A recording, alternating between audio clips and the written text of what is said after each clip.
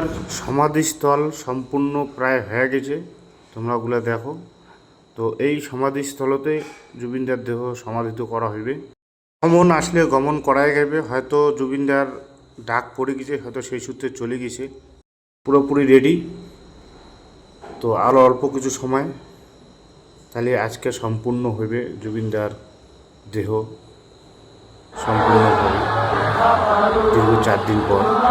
তো দেখো কেমন করে গচর চড়িয়া জুবিনদার যে সৎগতি হওয়ার হচ্ছে আর কি। দেখো গচর চড়িয়া দেখিতে হচ্ছে এত লোকের সমাগম, পাওয়ার মতো ভাষা নাই।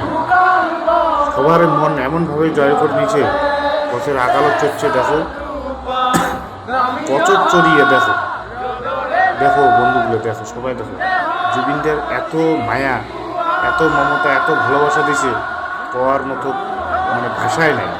তো যাই হোক, এই যে শেষকৃত্য চলছে জুবিনদার।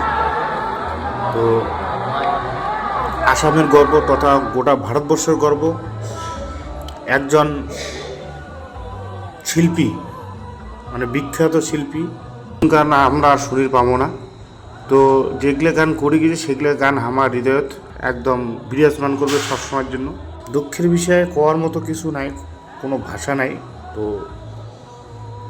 একজন অমররত্ন আমরা হারাইলাম, একজন রত্ন, নক্ষত্র পতন হল এই আমার ভারতবর্ষ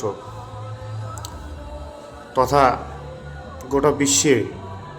তোমরা ওগুলো দেখি পাওয়া যাচ্ছেন, হয়তো আর ওর নতুন কোনো গান আমরা পাবো না।